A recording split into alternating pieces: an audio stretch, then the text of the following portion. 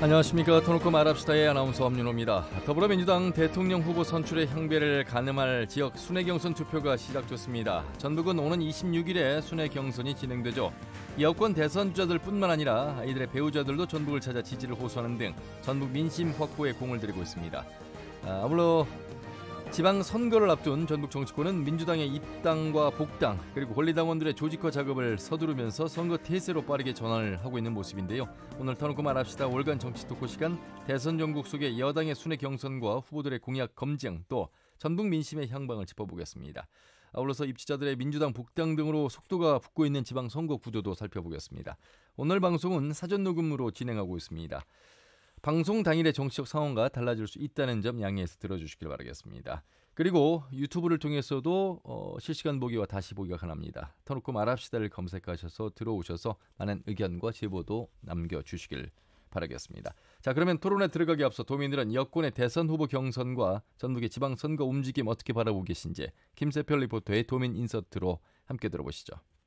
민주당 대선 후보들이 전북을 방문해서 공약도 발표를 했지만 특별히 새로운 것들은 없어 보여요. 또 말뿐에 그치는 건 아닌가 해서 많이 우려가 되는 부분이 있습니다. 새로운 발전 전략과 저희 도민들과의 협의나 납득이 될 수 있는 공약들을 제시해 줬으면 하는. 민주당 대선 후보 경선이 시작됐잖아요. 전북은 추석 이후에 진행된 걸로 아는데 요즘 보면 후보자들의 네거티브 때문에 눈살을 찌푸리게 되니까 관심도도 하락하게 만드는 상황인데 다들 정책 대결로 승부를 겨뤘으면 좋겠어요. 일단은 깨끗한 정치를 원하는 만큼 이번에 농지법 위반으로 거론되고 있는 사람들을 보면 저 또한 가슴이 아픕니다. 그래서 좀 더 깨끗한 사람을 정치인으로서 뽑는 게 저의 바람입니다. 권리당원 모집이 마감됐는데 이번에도 유령당원 모집이 문제로 드러났잖아요. 지방선거가 아무리 조직력이 중요하다지만 이런 방식이 도민들의 민심과도 큰 차이가 있으니까 이번 기회에 권리당원 모집 방식이나 선거 방식을 개선했으면 좋겠어요. 코로나 상황에서 정치의 신인이나 일부 야당에게는 좀 힘든 대선과 지방선거가 될 것 같아요. 기울어진 운동장이라는 오명을 쓴 그 선거구도보다 좀 정정당당하게 정책을 보여주고 도민이 검증할 수 있는 그런 자리가 좀 많이 있었으면 좋겠고요. 제시되는 정책들이 전북 발전과 좀 연계되는 거라면 도민 입장에서는 더 관심이 갈 것 같습니다.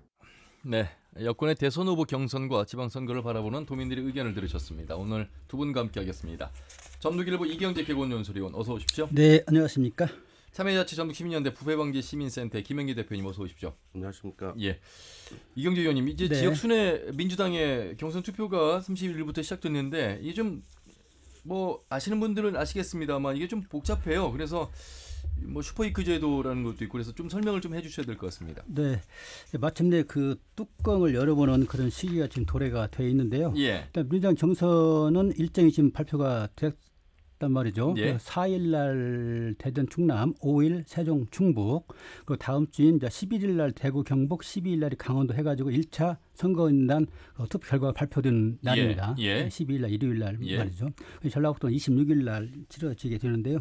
일단 선거인단들은 작년 12월 말 이후에 권리당원 같은 경우에 6개월 이상 당비를 납부가 되면 자동적으로 선거인단이 되는 그렇죠. 거고요. 예. 나머지 일반 국민이랄지 당원들은 이제 신청을 해가지고 선거인단에 포함되는 케이스인데 일단 1차, 2차 선거인단이 마무리가 돼가지고 지금 진행이 되고 있고요. 예. 또 이제 아까 말씀하신 슈퍼 이크라고 하는 지금 말이 나오고 있고 대전, 충남, 세종, 충북 1차 선거인단 투표가 이루어지는 거를 지금 슈퍼 이크라고 그러는데 슈퍼 이크란 말은 다 아시는 것처럼 운동 경기에 있어서 팀이랄지 선수들이 아주 활약한 그런 뛰어난 실적을 낸 그런 그걸 말하는 정점을 찍은 그걸 슈퍼이크라고 그러는데 민주당 경선도 아마 초기에 이 첫 주가 슈퍼이크로 지금 비교를 해가지고 뚜껑을 연 그 결과가 어떻게 나타날지 정점을 찍는 그런 주가 될 것이다. 그래서 슈퍼이크로 지금 비교를 하고 있는 겁니다. 예.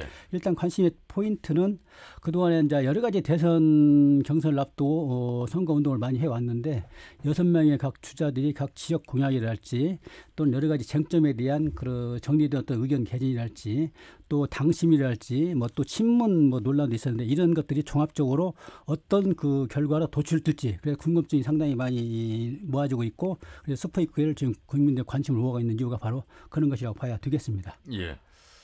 자, 1차 슈퍼이크에 대해서 중점적으로 좀 말씀을 해주셨어요. 그 9월 12일에 이제 발표가 된다 이런 말씀이시고 그러면 이제 우리 지역으로 오는 것은 이제 추석 이후인데 아마 추석에서 이런 말씀들 많이 나눌 것 같습니다. 전북에서는 이제 어떤 좀 경선 구도가 향후 펼쳐질까요? 또 이 경선 구도는 이제 지방선거로 영향을 또 미칠 것으로 보는데 김영기 대표님. 예. 네. 뭐 전북에서 경선은 현재 권리당원이 7만 9천 명 정도. 생각보다 많지 예. 않더군요. 원래 안 많아요. 뭐 2, 30만 명 이렇게 얘기를. 그건 선거인데 이미 선거 끝나고 다 탈당했다는 거죠. 그게 예. 항상 그게 현재 제도 문제를 그러니까요. 지적하는 건데 예. 평상시에는 이들이 카르텔을 형성하고 있는 거죠. 이 숫자가 적은 숫자가 아닙니다. 예. 언론 보도는 숫자가 생각보다 적다고 하는데 저는 생각보다 많았거든요. 75,367명. 예. 저는 지역구에 보통 한 3천 명 선으로 카르텔을 봤는데 한 5천 명 선이 되잖아요. 예. 많은 거고 이제 선거인단은 이제 당원과 별도로 이번에는 선거인단 그렇죠. 제도가 있었기 때문에 이제 선거인단 제도는 전국적으로는 뭐 176만 이 정도 된다고 하고 예. 이제 우리 지역 후보 출신인 정세균 후보는 이 전북 지역의 어떤 선거인단에 기대를 걸고 있는 어떤 형국인데요. 예. 실제 그 9월 12일 1차 발표가 이미 그 광역단체 대전, 충남, 세종, 충북, 대구, 경북, 강원도니까 그렇죠. 중부벨트 전체하고 대구, 경북까지 포함하는 물론 대구, 경북은 이제 민주당 세가 약한 곳이죠. 예. 근데 아무튼 중국권 전체의 어떤 흐름을 알 수 있기 때문에 이게 이제 실은 이번 민주당 대선 후보 경선의 어떤 미래를 알 수 있는 결과를 알 수 있는 어떤 경선이 될 것 같습니다. 그래서 여기에서 이제 어떠한 유의미한 득표를 하지 못하면 예. 물론 그 이낙연 후보나 정세균 후보는 호남 지역 그 결과가 나오는 때까지 그렇죠. 당연히 후보를 달려가겠지만 예. 일반 국민적인 판단 속에서는 이번 경선은 어떤 사람이 압도적으로 유리하거나 불리하거나 이런 것들을 알 수 있을 거고 또 급한 사람은 이제 사퇴해 더 이상 의미가 없으니까 그만하겠다고 하는 사람도 이제 나올 수 있는 어떤 시점이 되는 것 같습니다. 그래서 현재 정세균 후보 측 같은 경우는 그 여론과 당심은 다르다. 그래서 여론에 있어서는 지금 밀리고 있지만 실제 어떤 당심, 당원들은 열심히 자기 자신을 지지하기 위해서 뛰고 그렇죠. 있기 때문에 예. 더 반전의 기회가 있을 것이라고 주장하는 게 이제 우리 지역에서는 정세균 후보인 것 같고 예. 그럼 전국적으로 보면 이낙연 후보도 마찬가지였던 내용인 것 같습니다. 그래서 예. 그런 내용들이 그리고 근데 최근의 흐름을 보면 과연 1위 후보가 1차에서 모든 걸 끝낼 것인가 아니면 과반 득표를 하지 못해서 2차까지 갈 것인가 그런 것들도 이 중부권 벨트 결과 9월 10일 결과를 보면 예. 어느 정도 예측이 가능할 것 같습니다. 아마 이 방송을 들으시는 청취자분들 중에서 이제 본인이 이 선거인단에 포함된 분들은 더욱더 이제 적극적인 자세로 참여를 하게 될 텐데 말씀하신 것처럼 민주당의 경선은 이제 여론조사 배제하고 일반 뭐 당원 국민들도 누구나 다 대의원이나 뭐 권리당원 동일하게 한 표씩을 행사할 수가 있습니다. 네. 그렇기 때문에 각자의 해석이 좀 다르고 이 민주당의 어떤 지지층에서 절대적 비중을 차지하고 있기 때문에 여러 변수들이 있을 것이다. 이렇게 지금 보는 견해를 지금 말씀하신 거죠? 네, 그런 경우인데 실제적으로 그 과거 예를 보면 그 어떤 여론의 어떤 흐름과 예. 당원 투표가 크게 차이가 나지 않습니다. 이제 아. 근소하게 붙어 있으면 예. 이렇게 시속 게임을 전개하면은 어떤 변화가 있을 수 있는데 그러면 지금 1위 주자가 과반 넘을 가능성 충분히 있다고 봅니다. 보시는 거죠? 왜냐하면 투표권자는 누구나 그 당선 가능성이 높은 쪽으로 표가 쏠림 현상이나 이런 것들이 있기 때문에 예. 그런 것들이 반영될 수 있는 일단은 까봐야 알죠. 네. 누구도 알 수 없고 만약에 이제 과반 투표 못하면 이제 결선 투표제에 가는 거 아니겠습니까, 신 의원님? 예.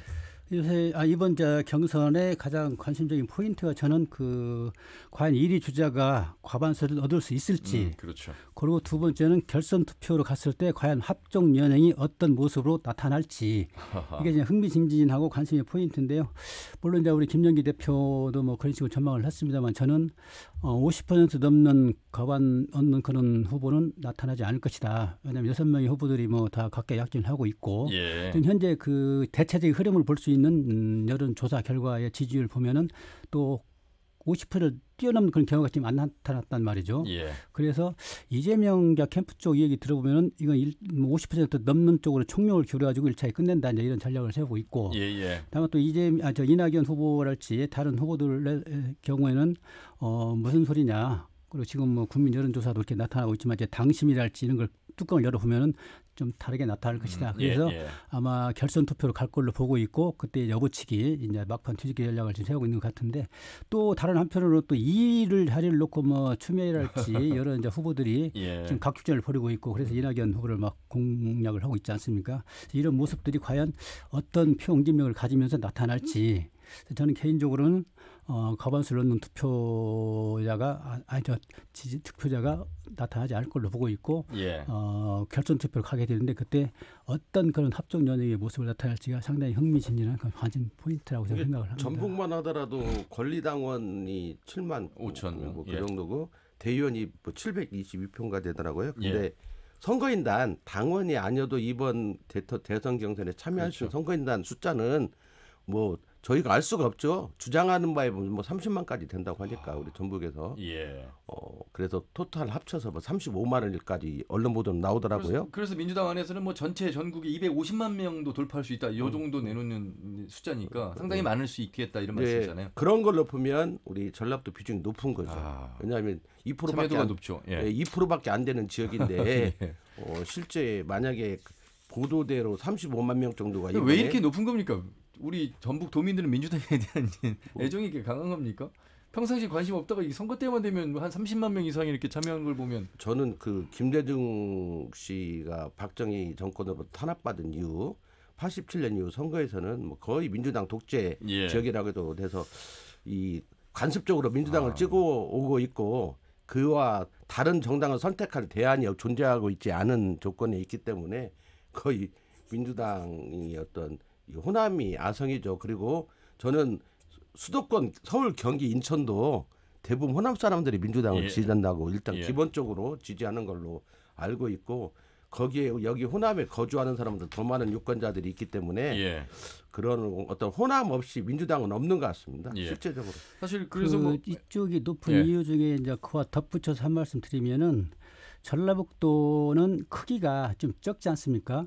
예컨대 이제 국회의원이랄지 여러 가지 표를 행사할 그런 단체장도 마찬가지고 그런 주체들이 어떤 응집력을 확보하기 위해서 많은 그 당원들 모집을 해. 이른바 이제 권리당원 같은 경우 많이 모집하고 그러는데 그 비율을 가지고 작업을 할 수 있다는 그런 가능성이 다른 지역보다 더 높다는 거예요. 전라북도는요. 왜냐하면 크기가 적기 때문에 특히 이제 권리당원 같은 경우는 충성도가 지금 상당히 높지 않습니까? 그래서 각 국회의원이랄지 지방 의원들이랄지 이런 사람들이 전력 투구를 해가지고 모집해가지고 지금 당에 제출한 케이스인데 이런 사람들이 뭐 다 그리 가는 건 아니지만 충성도가 높은 건 사실이고 그래서 어떤 그 당선에 대한 확률을 가장 높일 수 있는 그런 높은 지역이 바로 전라북도가 아닌가. 그래서 당원이랄지 권리당원 모집에 열의를 보이고 있고 그 아까 말씀드린 그 정치인들이 전력 투구하는 그런 현상이 전라북도에 나타나고 있지 않냐.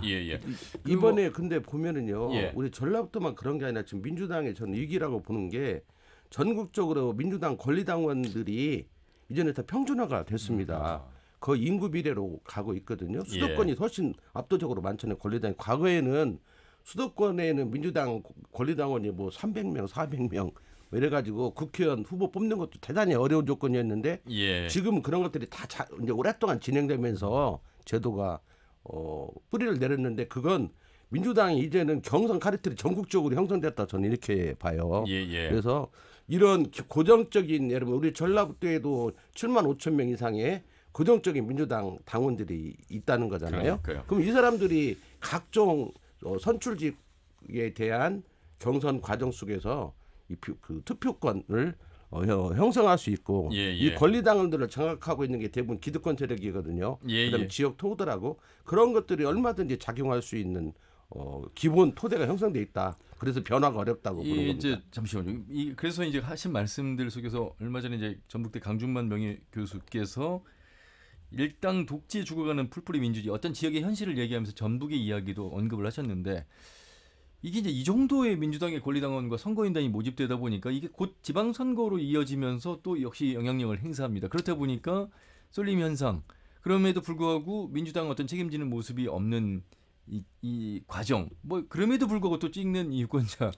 주도하고 있는 이 지금의 이 구조가 참 어떻게 바라봐야 될 것인가? 네, 옳은 현상을 지적은 옳은 내용이라고 저는 보거든요. 왜냐하면은 아까 말씀드린 것처럼 권리당원 모집에 온통 그런 심혈을 다 쏟고 있고 그 이유는 권리당을 많이 모집하면서 충성도가 높기 때문에 권리당원 가지고 좌지우지 할 수 있다는 거죠. 그러니까 정치 신인은 어려운 거죠. 그러니까. 국회의원 선거도 그렇고. 그러니까는 당에 대한 그런 관심만 가질 뿐이지 국민에 대한 관심을 갖지 않는다는 얘기죠. 그래서 국민들은 어떤 형해화되고 있고 말만 그런 우리 민주당 정서다고 그러지만 민주당에 대한 권리 행사를 못 하고 있는 거죠. 국회의원이랄지 단체장이랄지 지방의원들이 민주당에 충성을 하면서 자기들 마음대로 자기들끼리끼리 하는 그런 어떤 권력 구조가 되다 보니까는 도민들은 그 틀밖에 벗어나게 되고 역시 당에 충성함으로써 자기들은 자리랄지 유치랄지 공천이랄지 이런 걸 보장받는. 그래서 이 악순환이 지금 반복되고 있는 겁니다. 그러니까 이 악순환 고리를 깨려면 그 실제 과거 안철수처럼 어떤 특수한 전국적인 현상이 있고 우리 전라도민들이 거기에다가 희망을 걸어야 하거든요. 그러면 아무리 당원이 민주당이 많더라도 민심과 당심의 어떤 분리 속에서 선거 결과가 이제 국민의당이 압승을 한 적이 있잖아요. 그렇습니다. 그러니까 7석을 차지했으니까. 그런 어떤 과정이 아니면 현재의 구조에서는 민주당 공천은 곧 당선, 뭐 전체 공천 자정에서 소위 말하는 다 되는 구조이기 때문에 그 실제적으로 그런 이 선거가 한마디로 재미가 없는 거죠. 그리고 이 선거에 출마하자는 사람은 어떻게든 민주당에서 공천만 받으면 되기 때문에 그 사람 머릿속에는 전라북도 비전이나 어떤 지자체 비전은 없습니다. 내가 권리당원을 몇 명 확보할 것인가에만 모든 정리를 아마 자기가 낸 공약도 모를 겁니다. 후보들은. 그건 그냥 캠프에서 내는 거고 자기는 오운리 그 권리당원 확보에 모든 열정을 쏟고 있는 과정이 있기 때문에 유권자는 안중이 없는 거죠. 왜냐하면 공천만 받으면 유권자가 필요가 없거든요. 전북 현상과 관련해서 하나 더 이야기를 드리면은 이번 경선에서 권역별 선거인단 현황을 보면은 전라북도는 아까 한 것처럼 7만 5천 명 정도 되는데 경기, 서울, 수도권 다 합쳐봐야 30만 명입니다. 그리고 충청도, 뭐 충남, 세종, 충북 다 합쳐봤자 7만 5천밖에 안 돼요. 근데 전라북도는 지금 지역만 7만 5천이거든요. 상당히 높은 비율. 지금도 높은 거예요. 엄청난 높은 비율이거든요. 전체 대비해서 2%밖에 안 되는 전라북도의 인구를 인구 대비 상당히 높은 비율이고 이 현상의 원인은 이런 작업이 가능하다는 거. 권리당원을 많이 확보함으로써 투표권을 확보함으로써 자기 당선 가능성을 높이는 가장 첩경이 권리당원이고 그래서 전라북도는 표본 크기가 적기 때문에 권리당원들이 높게 확보를 하려고 하는 그런 혈투가 벌어지고 있는 거예요. 주분께서 말씀하셨습니다만 자연스럽게 이게 이제 내년 6월 1일 지방선거로 연결이 됩니다. 8월 30일까지 지방선거를 위한 민주당의 권리당원 모집이 종료가 됐잖아요. 그러니까 이 지금 대선 경선 참여하시는 우리 도내의 권리당원 이분들이 내년 민주당이 지방선거에서도 이제 영향력을 행사하실 상황이어서 지금 뭐 지방선 입지자들이 바로 이제 이런 공직 사퇴를 하고 지금 권리당원 모집에 조직화하는데 가장 열을 이제 기울이고 있는 모습인데 이 차제에 저도 뭐 칼럼에서도 쓰고 그랬습니다만은 이 권리당원 문제 어떤 가짜 권리당원, 동원 권리당원, 또 허수 이런 여러 가지 문제점이 나타나고 있는데도 불구하고 민주당이 계속 이걸 좀 끌고 가고 있지 않습니까? 그래서 이것은 대단히 잘못된 것이고 차제에 뭔가 좀 이 경선 제도를 권리당원 어떤 제도를 좀 바꿔야 되지 않겠는가? 예컨대 뭐 당원 모집할 때 본인이 참여한달지 와서 직접 등록한달지 이건 지금 본인과 관련 없이 그냥 알았어 하고 써준 그 신청 당원 숫자란 말이죠 이게가.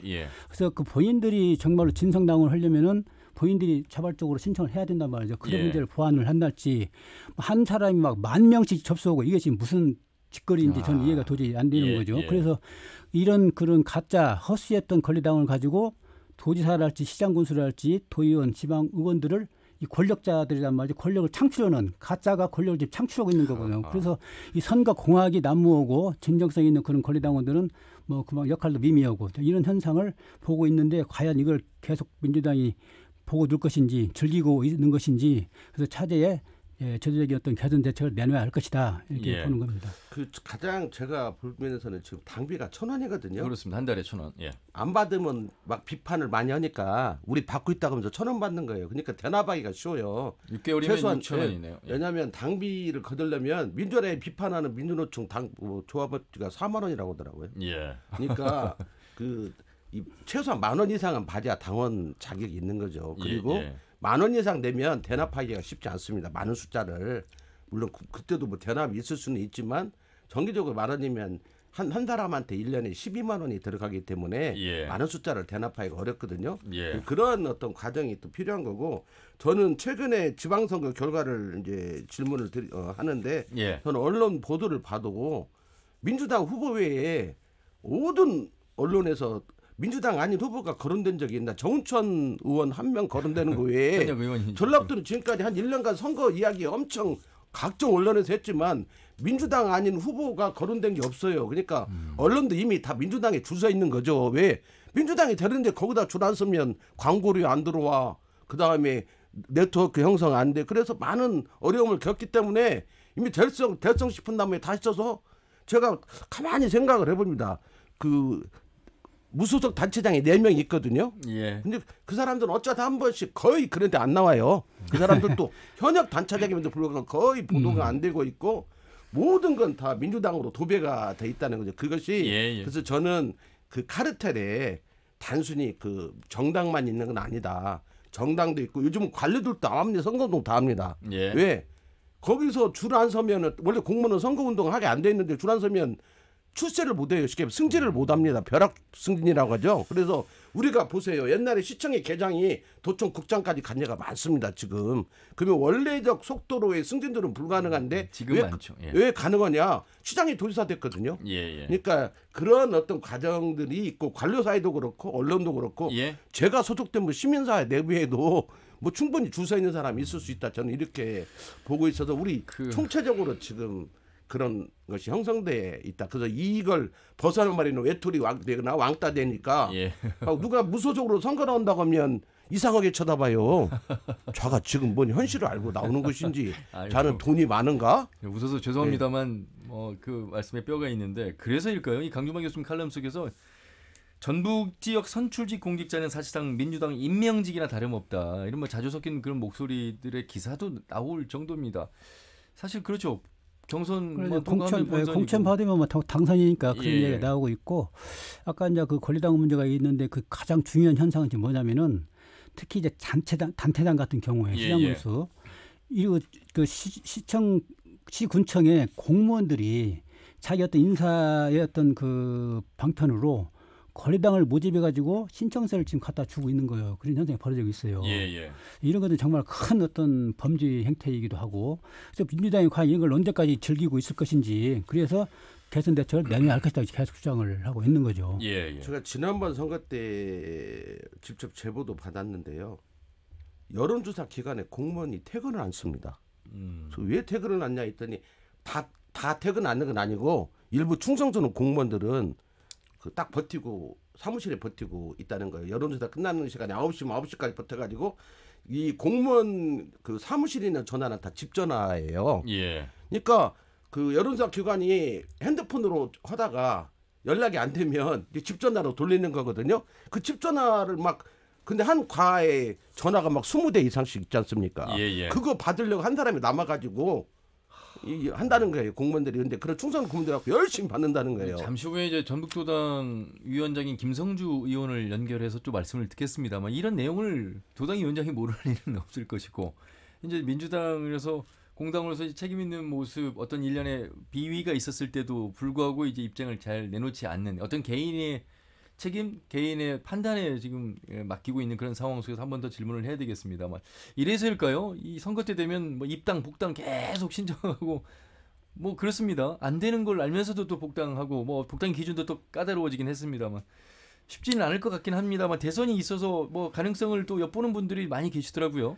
이제 민주당 지역 정서가 민주당이기 때문에 복당이랄지 입당을 할 수밖에 없고 예. 또 그 과정에서 도당은 월 한 번씩 그 신청을 받아고 심사를 해요. 심의를 하는데 이제 거기서 걸러내고 뭐 보류를 한달지 뭐 하고 있는데 그 기준이랄지 누구나 그 공감할 수 있는 어떤 기준 원칙 이걸 내놓고 그 기준 원칙에 따라서 이제 심의가 과연 되고 있는지 아니면은 지역구 지구당 위원장이죠. 과거로 따지면은 예. 지역 위원장의 그 입맛에 따라서 걸러내는 어떤 그런 것들이 지금까지 계속되고 있는지 뭐 도당은 이제 지구대에서 올라오는 걸 심의하기 때문에 도당의 역할이 뭐 그렇게까지 작용을 하지는 않을 걸로 보고 있는데 이런 문제들도 어떤 갑질이랄지 또는 배타적인 어떤 행사랄지 이런 측면에서 상당히 눈여겨봐야 되는데 도당은 어떤 기준 원칙을 엄격히 제시하고 그 기준에 따라서 심사를 해야 되지 않겠느냐. 이것도 하나의 과제라고 봐야 되겠습니다. 지금 보니까 더불어민주당 전북도당이 지난달 22일 당원 자격 심사위원을 열었는데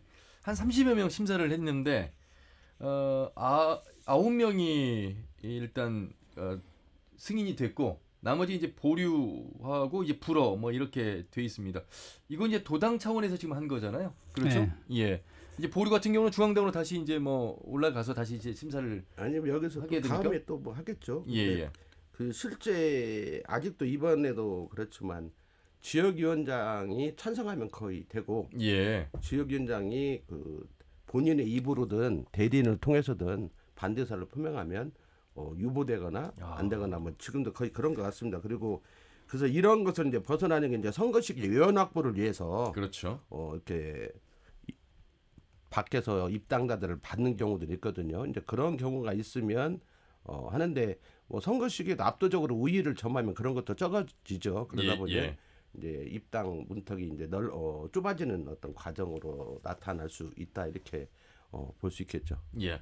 3선 연임이 되는 곳. 근데 한 가지 꽉 짚고 넘어갈게요. 페이퍼 당원들은 10만 명 몇도 심사도 없이 다 당원하잖아요. 네? 그 1,000원짜리 당원 입당. 예, 입당. 그 입당하니까 당원이죠. 예. 아니 이게 지금 여기는 이제 복당. 예. 그러니까 이제 복당이 안 되는 분들은 그만한 이제 그 뭐 페이퍼 해당 당원들은요. 탈당했다가 선거 시기에 들어갔다가 선거 끝나자마자 탈당을 했다가 다시 또 복당해요. 그 사람들도 실은 그러니까. 근데 그 심사도 없이 그냥 그러니까 이분들이 관심 있는 건 내 경쟁자가 아닌가 하거든요. 선출직에 나올 가능성 있는 사람들은 심사를 까다롭게 해가지고 지역구 위원장이 내 자리에 올 좌가 선거 나오려고 오면 아웃시키고 바로 핵심이 그거예요. 그거고 나머지 그냥 일반인들은 1,000원짜리 넣고 뭐 3번 탈당했다 3번 복당해도 심사 없이 그냥 다른 하자만 없으면 당원자가 인정되고 있는 이중적인 모습을 보이는 거죠. 그럼에도 불구하고 지금 4곳의 단체장이 무소속인데 이 4분은 복당 신청을 하지 않았습니다.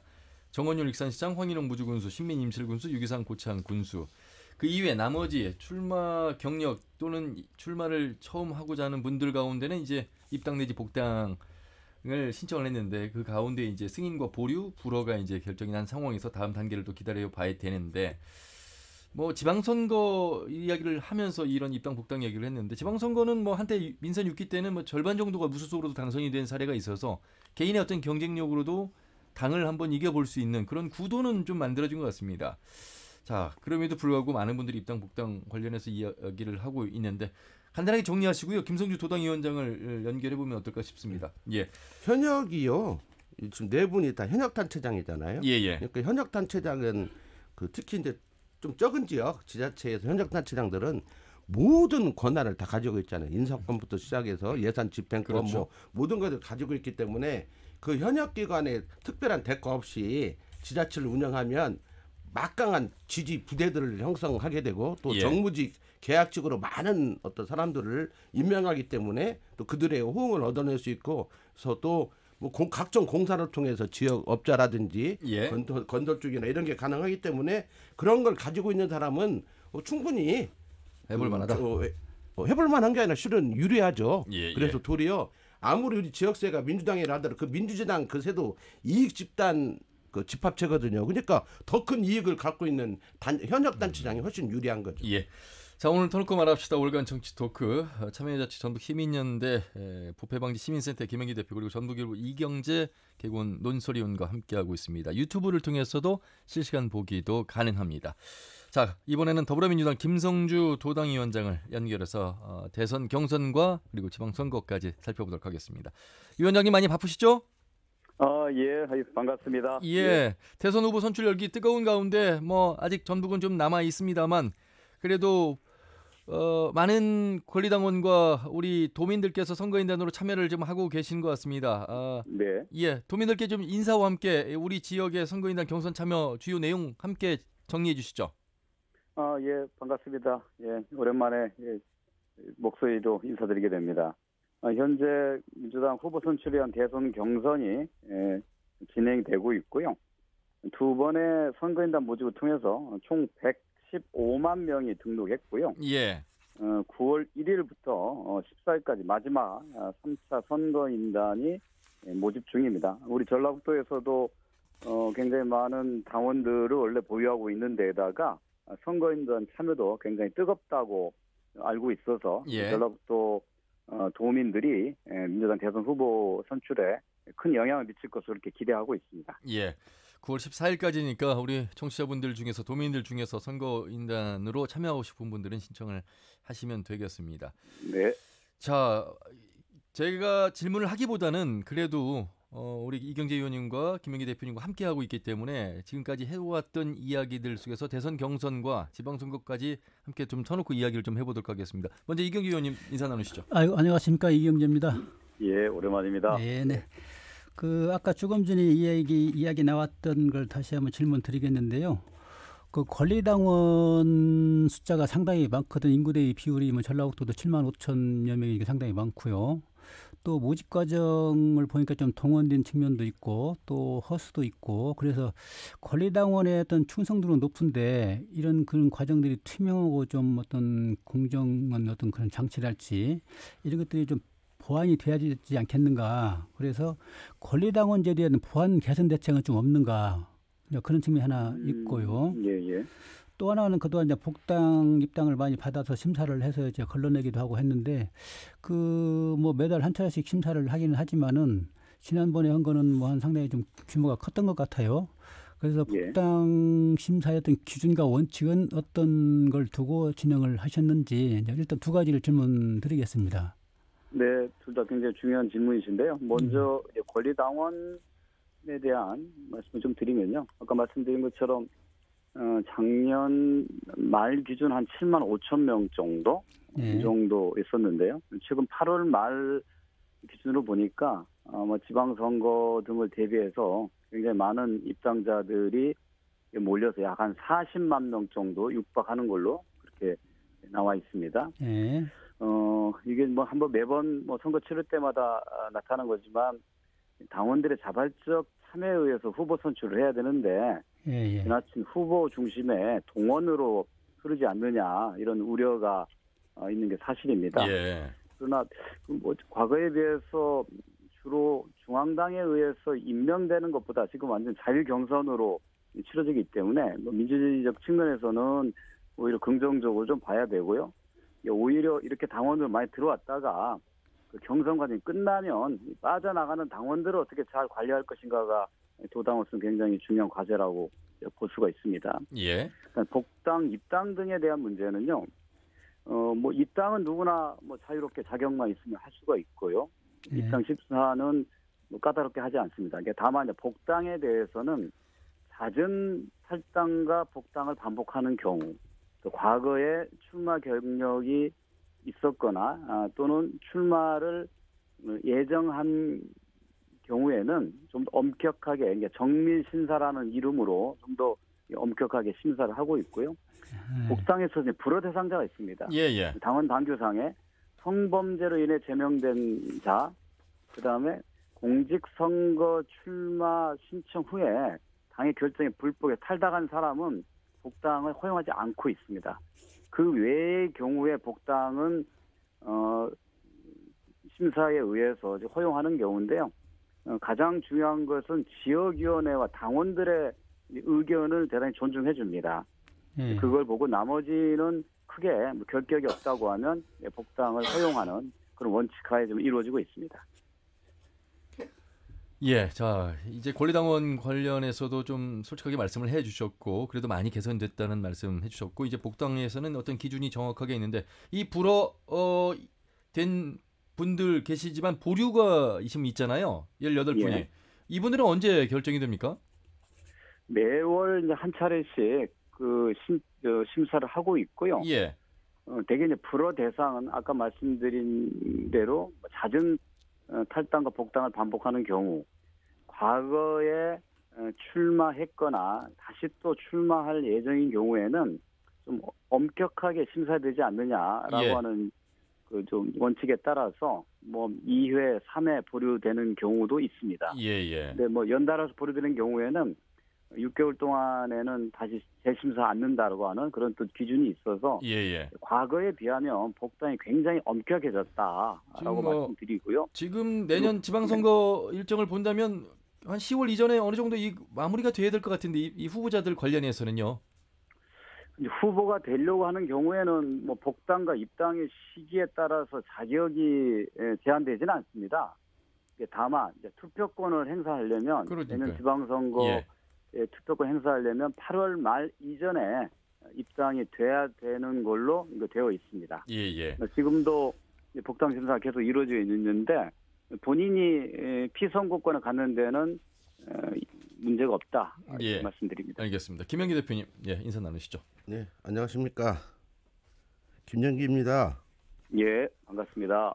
그 언론 보도를 보니까 아까 사회자분도 말씀하시고 이제 도지사 출마 설에 대해서는 이제 확실히 정리가 된 겁니까? 불출마로요? 그 뭐 공개적으로 이 얘기하거나 하지 않은데 그 문제를 제가 특별하게 공식적으로 거론하지 않는다는 게 입장입니다. 그러니까 그래요. 그럼 뭐 아직도 뭐 미련이나 여지가 있다는 걸로 들리네요. 오늘은 뭐 대선 경선 내가 소설 하나 써보니까 우리 김성주 도당위원장은 송화진 지사가 끝까지 가면 안 나오고 송화진 지사가 뭐 내년도에 어떤 못 나오게 된다면 뭐 출마한다 뭐 그런 이야기도 있던데 보니까. 어쨌든 뭐 민주당은 그 안에서 또 경선을 해야 되는 게 사실이고. 예. 지금 뭐 대선 경선하고 지방선거 관련해서 도당위원장에게 좀 질문을 한번 해보시죠. 개인적인 질문에 대한 답변은 지금 공식적으로 피하신다고 말씀하셨으니까. 예. 도당위원장이니까 아무래도 그 원래 그 정세균 대표 은혜를 입은 독수리 의형제 핵심 멤버고 또 재선 의원이고 도당위원장이니까 뭐 정세균 후보에 대한 걸 도와줘야 하는데 우리 또 김성주 도당위원장 특징이 그런 당호주의에 그런 걸 별로 안 넣는 사람이에요. 왜냐하면 지역구의 정동영이라고 하는 강력한 사람이 있어서 그 사람과의 어떤 경선이 중요했지. 그래서 굳이 뭐 당내에서 당원을 많이 모집해서 막 이러는 거에는 좀 아무래도 관심도가 떨어져서 어떻게 공헌하고 있나요? 지금 정세균 대표가 우리 지역에서도 여론이나 이런 걸 보면 이재명 후보한테 많이 밀리고 있는 것 같은데요. 예, 뭐 가장 중요한 것은 역시 뭐 민주당 전체 입장에서는 내년 대선에 어떻게 승리할 수 있느냐고요. 예. 그렇게 하기 위해서 어떤 후보를 선택할 거냐는 건데 지금 뭐 여론조사상으로는 뭐 앞서 있는 후보들이 있습니다만 제가 본격적으로 경선일이 다가오면서 특히 충청권에서 정세균 후보에 대한 지지가 높게 올라오고 있다고 하는 것을 확인하고 있습니다. 저는 현재 지금 대전에 와서 사회복지단체하고 간담회를 앞둔 상태에서 인터뷰를 하고 있는데요. 예. 저는 뭐 이번 경선에 대해서 이렇게 생각합니다. 전라북도 입장에서 어떤 후보가 되느냐에 대한 선택에 중요한 역할을 하고 있는 우리 전라북도 당원들이나 도민들께서 조금 더 자신감을 가지고 우리가 미래를 선택한다라고 하는 생각을 가졌으면 좋겠다는 생각입니다. 예. 거기에 저도 전라북도민의 한 사람으로서 또 전라북도를 당을 대표하는 도당위원장으로서 어려운 선택과 결정을 하고 표시를 하는 것은 우리 전라북도의 미래하고 관련된 선택도 우리 도민들이 했으면 좋겠다. 예. 좀 자신 있게 이런 뜻을 말씀을 드립니다. 알겠습니다. 이 지방선거 관련해서 하나 더 질문을 드려볼게요. 이제 도당위원장으로서 내년 지방선거를 이끌게 되실 텐데 물론 이제 뭐 후보가 된다면 또 그건 또 다르겠습니다만 현재 민주당에 대한 지지가 상당히 뭐 압도적으로 높은 건 사실이고 인정을 해야 됩니다. 그런 가운데 민주당이 그만큼의 어떤 잘못된 일련의 과정에 대해서도 또 뭐 사과와 함께 책임을 져야 되는 공당의 모습이 필요할 텐데 예를 들면 이건 뭐 지방선거는 아니고 총선이었습니다만 전주 을 지역이 바로 이제 그런 사고 지역이 됐고 그 과정 속에서 이제 컷오프된 과정 이런 부분들에 대한 설명도 있어야 되겠고 그로 인한 지금 문제가 불거져서 사고 지역이 됐고 이제 지역위원장 선출을 또 해야 되는데 뭐 제3의 인물 이야기도 나오고 있고 그래서 아울러서 이런 부분들 말씀하시면서 내년 지방선거 경선에 대해서 민주당이 좀 더 개선해야 된다 이런 목소리가 좀 많은데요. 이 부분에 대해서는 어떻게 생각을 하고 계실까요? 예, 일단 현재 전라북도 내의 사고 지역은 일단 민주당의 대선 후보가 선출된 이후에 예. 조강 특위를 위해 열어서 결정할 것입니다. 대원칙은 대선 승리를 위해서 내부를 추스리고 화합하고 통합하고 단결시킬 수 있는 후보여야 된다라는 거고요. 또 지역위원장으로서 지방선거를 공정하게 관리하고 또 좋은 인재들이 지방의회나 또는 지방자치단체에 진출할 수 있도록 하는 그런 정책 역할을 해야 될 것이라고 봅니다. 예. 저는 도당위원장 취임하면서 변화 혁신을 강조했는데요. 전라북도에서 민주당은 거의 유일한 정당이라고 할 수 있습니다. 그에 맞는 책임도 막중하다고 볼 수 있고요. 도민들의 사랑을 많이 받아온 것에 대해서 기대에 미흡하다고 하는 그 뼈아픈 지적을 저는 진심으로 받아들인다고 생각합니다. 저도 기회 있을 때마다 그런 책임감을 느끼고 반성하고 혁신하겠다 말씀드렸는데요.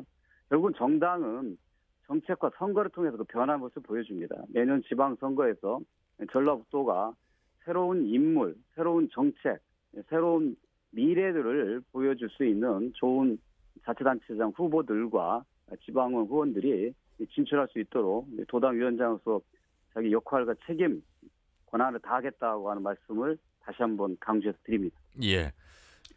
그 사고 지역위원회 10월 10일 이후에 이제 그 결정을 한다고 이제 말씀을 하셨는데 그 전에 제가 한번 질문 드렸을 때 송영길 대표가 취임을 하면은 사고지역위원회에 아마 그 갈래가 타질 것이다 이야기한 적이 또 있고요. 근데 또 대선 후보가 선출된 이후로 또 넘겨져 있는데 지금 현재 두 개 사고 지역구가 있지 않습니까? 전주 을지역하고 네. 남원 순창 두 개 지역인데 너무나 오랫동안 지금 방치가 돼 있는 상태고 또 이 자리에 뭔가 좀 위원장을 노리고 여러 가지 이제 활동을 하고 있는 그런 세력들이 좀 있고 근데 물론 시점은 10월 10일 이후로 이제 한다고 하더라도 그 사고 지역의 위원장에 대한 그 선출 뭐 어떤 기준이랄지 또는 어떤 적어도 구체적인 어떤 인물들이 지금 왔다 갔다 하고 그러는데 그냥 전망을 지금 어떻게 하고 계십니까?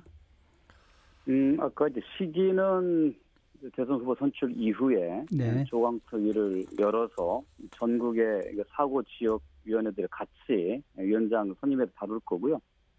방법은 경쟁에 의한 방식이냐, 아니면 조강특위에서 심사를 통해서 결정하느냐, 결정돼 있지 않은 거고요.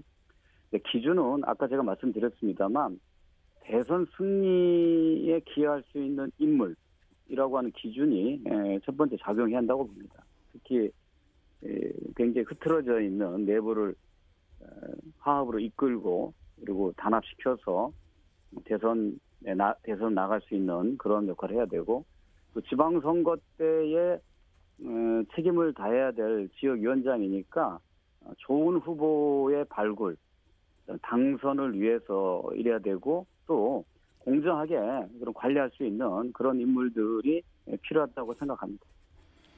그런 인물들 뭐 서너 명씩 지금 다 나와 있지 않습니까?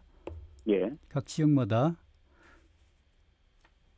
어떻습니까? 좀 괜찮은 인물들입니까? 아니면은 너무 권한이 없는 도당위원장한테 당대표하고 인터뷰를 하면 몰라도 도당위원장도 예. 소설질난 게 얼마나 힘들겠어요 지금. 예, 좋은 사람들이 지역을 정치적으로 끌고 갈 수 있도록 저희가 열심히 역할하겠습니다. 예. 아무래도 이제 경선이 곧 본선인 뭐 이런 등식화된 우리 지역 내에서 내년 지방선거 경선의 어떤 신인이랄지 여성 뭐 가산점, 감점 요 관련해서도 관심도가 높은데요. 예. 예. 이 부분에 대해서 좀 짚어주실 내용이 있으시다면요. 예, 일단 현재 당원 당규상에는 여성 장애인 청년들에 대해서는 그 경선 과정에서 가점을 부여하도록 되어 있고요. 근데 이 가점을 받고도 이기기가 어려운 것이 신인들의 약점이라고 생각해서 이걸 어떻게 보완할 것인가 저희 도당이 각 지역 위원회와 활발하게 논의해서 구체적인 방안들을 마련할 것이다 이렇게 말씀드리겠습니다. 예. 한 가지만 더 질문 드리겠습니다. 그 지방선거는 뭐 어차피 전라북도 도당이 이제 관리를 하는데 뭐 인재 영입이랄지 또 전략 공천이랄지 이런 어떤 뭐 특수적인 어떤 방법을 쓸 계획은 없는지. 왜냐하면은 아까 말씀드린 권리당원의 어떤 충성도가 높고 권리당원을 모집하는 주체들이 다 현역이고 그런 기득권을 갖고 있기 때문에 정치 신인이랄지 또 역량이 있는 어떤 그런 신진들을 발굴해야 된다는 그런 당위성도 지역 차원에서 많이 있는 것 같아요. 그래서 그런 측면에서 과연 이런 영입이랄지 전략이랄지 공천이랄지 이런 생각을 전혀 갖고 있지는 않은지 또는 그런 생각을 갖고 있는지요.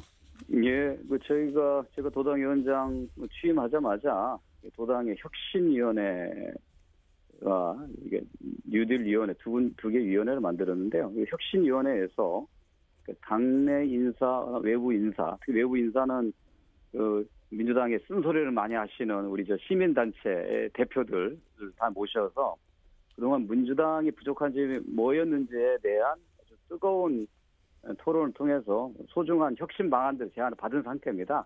여기에는 인재 영입, 발굴, 육성 같은 공천 혁신 방안이 들어 있습니다. 이 방안에 대해서 조만간 내부 논의를 거쳐서 발표를 할 예정입니다. 그 속에 우리 질문하신 그런 내용들이 담길 것입니다. 네, 예. 알겠습니다. 예. 자, 도당위원장님 뭐 바쁘신 가운데 지금 또 대선 경선에서 지금 타 지역에 계시는데 최선을 다해 주시고 또 도당위원장으로서도 많은 역할 부탁드리겠습니다. 오늘 말씀 잘 들었습니다. 고맙습니다. 감사합니다. 예. 더불어민주당 김성주 전북도당 위원장과 말씀을 나눠봤습니다. 참 도당위원장이라는 자리를 시민들께서 도민들께서는 어떻게 생각하고 계신지 모르겠습니다만 정치에 좀 관심이 있으신 분들이라면 지방선거에 있어서는 참 최종적인 권한을 갖고 있는 자리이고 또 도당 안에서 일어나고 있는 어떤 일련의 잘못된 비위 행태에 대해서도 이제 책임을 지는 모습을 대표성을 가지고 있는 분으로서 우리 전북도당 더불어민주당이 이제 어떻게 흘러가고 있는지에 대한 이야기를 좀 긴 시간 좀 들어봤는데 김영기 대표님 굉장히 쓴소리를 좀 많이 하시는데 오늘 특별히 더 많은 쓴소리를 좀 하신 것 같습니다. 여전히 아닙니다. 저 질문을 거의 이경재 의원이 하고 저는 거의 안 했는데요. 왜냐하면 해봤자 별 소용이 없거든요. 지금도 당장 그 도당위원장의 역할하고 도지사 후보 역할은 서로 양립됩니다. 그래서 도지사 후보를 하겠다고 생각하면 도당위원장 그만둬야 하거든요. 그러니까 도당위원장은 계속 하고 싶고 또 도지사 후보도 기회만 되면 하고 싶고 그러니까 어정쩡한 태도를 보이는 거거든요. 그래서 그건 좀 그런 것 같고 아까 혁신위하고 뉴딜리 이야기는 혁신위에 저희 단체에도 우리 대표님이 참석했다 갔다 와서 참석한 걸 후회하더라고요. 왜 그렇습니까? 뭐 전혀 혁신적 내용이 이야기되지 않는다는 거죠. 당에서 준비한 자료를 다 나눠주고 한마디씩 하려고 했더니 시간 됐다고 했단 말이에요. 이런 걸 하면서 내가 그래서 그 자리에 왜 갔습니까? 내가 그랬죠. 근데 몰랐냐고. 들러리서요. 내가 웃으면서 그랬는데 이렇게 해갖고는 전혀 혁신되지 않는. 왜냐하면 당에 가까운 뭐 교수들이라든지 뭐 사회단체 몇 명 넣어가지고 거기다 자기들 또 원로부터 쭉 오랫동안 해왔던 사람들 넣어서 이렇게 하면 안 되거든. 그렇게 해가지고는 전혀 혁신. 저 같은 사람 불러갖고 안고 뭔 혁신을 했다는 거예요. 그 말도 안 되는 이야기. 그러니까 실제 그런 자세에 꼭 제가 아니라도 지역사회에서 진짜로 민주당의 발전과 애정을 위해서 민주당이 왜냐하면 우리 지역이 가장 일당이나 마찬가지이기 때문에 민주당이 잘 돼야 지역 정치 잘 되니까 그럼요. 그걸 바꾸려고는 진짜 사심이 없는 사람들을 모아서 혁신을 추진해야죠. 그 방법이야말로 진정으로 혁신이 돼야 될 그렇죠. 방법입니다. 그리고 오늘 질문의 대다수는 당대표하고 할 이야기지 그 어떤 가점 문제나 이런 것들은 지역에서 그 결정을 아무 권한이 없습니다. 아니, 그러니까. 권한은 없어도 도당위원장으로서 어떻게 흘러가고 있는지에 대해서 설명할 수 있고요. 모르죠. 우리 민주당 구조는 그렇게 막 소통이 안 되니까 전혀 알 수가 없을 거예요. 광역단체장은 중앙당이 컨트롤을 하지만은 시장군수 기초단체하고 지방 의원들은 공천 누리랄지 어떤 진행 이런 것들을 도당이 하기 때문에 상당히 큰 기능을 발휘하고 있다고 발휘할 수 있다고 봐야 되죠. 자, 뭐 민주당의 선거인단이 전북도 차원에서 뭐 30만 명 이야기를 합니다만 그렇지 않은 유권자의 도민들도 많이 있습니다. 사실 이제 통틀어서 유권자분들에게 이번 대선 경선 또 대선 본선 그리고 바로 이어지는 이제 지방 선거까지 각자 마음속에 어떤 생각들을 가지고 계신지는 모르겠습니다만 늘 반복되는 이야기입니다. 그럼에도 불구하고 이제 이 쏠림 현상, 그래서 일당 독재가 되고 있는 내년 지방 선거 아마 예측을 그렇게 지금 하고들 있어서 또 지역의 언론도 김영기 대표님 말씀하신 것처럼 민주당의 후보 군에 대해서만 이제 기사화가 되고 있는 부분들에 대한 아쉬운 목소리 또 불만의 목소리를 내셨습니다. 근데 뭐 예. 무수 후보가 별로 없어요. 그러니까 뭐 이해는 가요. 이해는 가는데. 그러니까 없다는 것은 아예 없다는 것이 아니라 있는데 소수가 있는데도 불구하고 그렇다는 말씀이어서 공정한 경쟁이라는 또 교과서적인 이야기를 합니다만 공정한 경쟁이 갖춰져야만 누군가가 신인들이 또 들어올 수 있는 건데 이제 그렇지 못한 현실 속에서 그래서 민주당이 잘 돼야만 된다. 그래서 이제 도당위원장께 많은 질문을 했던 것 같습니다. 예, 이경재 의원님. 그렇죠. 민주당은 역시 뭐 중앙당 차원에서도 180석이라고 하는 거대 여당이고 예. 또 책임도 져야 될 정당이기 때문에 주문도 많이 오고 기대도 큽니다만은 지금까지 보여준 것 또 도당이 지금까지 보여준 것 책임지는 정당 이런 측면에서는 상당히 미흡하기 짝이었고 특히 대선 과정에서 여러 후보들이 나타난 여러 가지 지역에 대한 그런 문제들 현안들에 대한 어떤 접근 방식 이런 것들은 참 실망스럽게 짝이 없습니다. 왜냐하면은 지역에 와서 공약을 내걸고 뭘 하겠다는 것들이 전라북도가 내걸고 있는 그런 현안 수준을 넘지를 못하고 있어요. 네. 그래서 그걸 뭐 재탕 반복하는 그런 수준밖에 안 되는 상황인데 제대로 공부를 하고 지역을 순위하고 있는 것인지 또 지역의 어떤 고민 이런 것들을 제대로 읽고 있는 것인지 의심이 들 정도로 상당히 그 천박하게 짝이 없는 그런 내용을 가지고 지역에 와서 뭐 기자 간담회를 하고 그런 걸 보면서 이 수준이 이런 정도밖에 안 되는가 대선 후보들이 나중에 경쟁력을 확보해가지고 뭐 당의 후보가 됐을 때 어떻게 대응을 할 것인지 이거는 여야가 똑같이 마찬가지입니다. 그래서 지역의 언론들이 뭔가 좀 날카로운 어떤 발톱을 좀 들이대가지고 뭔가 좀 짱짱하게 지적하고 끌고 가는 그런 것들을 보여줘야 전라북도 와서는 그 대충 이야기 했다가는 큰 코 다친다 이런 경각심을 불러줘야 되거든요. 후보들한테 당이나 후보들한테 그런 것들이 보이지 않고 있고 특히 뭐 지역의 현안 문제에 대해서 다른 시각을 또 나타낸다 할지 이런 걸 들어볼 때 과연 지역 언론은 뭘 어떤 대변을 하고 있는 것인지 또 기자들은 그 이야기를 듣고 왜 반론을 제기하지 않는 것인지 이런 것들이 좀 그 많은 그런 점들이 노출이 돼서 어떤 부족한 부분을 좀 보완 앞으로 해야 되지 않겠는가. 그래서 그런 측면에서 지역의 문제에 대해서 고민하고 지역의 문제에 대해서 대안을 제시하는 그런 후보들도 만들어내야 된다. 우리 지역이. 그런 측면에서 말씀을 드렸습니다. 언론의 역할이 중요한 선거 시기가 돌아온 것 같습니다. 예, 김영기 대표님. 이번 선거만큼 그 눈에 뚜렷하게 보이는 인물들이 없다는 것 그리고 그러니까 뭐 후보는 이 사람들 나오면 나 또 오겠다고 했잖아요. 지방 선거를 앞두고 지금 말씀하신 겁니다. 나 세 번째 나가겠다. 한 번도 나간 적이 없는데 이게 근데 역으로 또 보면은 현재 이 공천 구조, 경선 구조가 좋은 인물들은 나올 수 없는 구조인 것 같아요. 그래서 극최악에서 최선 뽑는 꼴등에서 두 번째하고 첫 번째 갖고 경쟁하는 것 같은 느낌이 들고 그러니까 지금 전주시장 후보군도 변화가 있잖아요. 최근에 일련 흐름에서 현시적 안 나오니까 새로운 후보들이 또 나온다고 지금 하고 있고 이런 거 보면 현재의 제도는 빨리 바뀌어야 한다. 그래야 진정한 지방자치와 분권을 위해서도 민주당이 앞장서서 현 제도를 바꿔야 할 것 같습니다. 월간 정치 토크 오늘은 여기서 마무리하겠습니다. 두 분 말씀 잘 들었습니다. 고맙습니다. 네, 감사합니다. 네, 전북일보 이경재 개곤논소리원 그리고 참여자치전북시민연대 부패방지시민센터 김영기 대표와 함께했습니다. 터놓고 말합시다는 유튜브를 통해서 다시 보기가 가능합니다. 많은 의견과 제보 주시고요. 다음 주 일요일 오후 5시 5분에 인사드리겠습니다. 함윤호였습니다. 고맙습니다.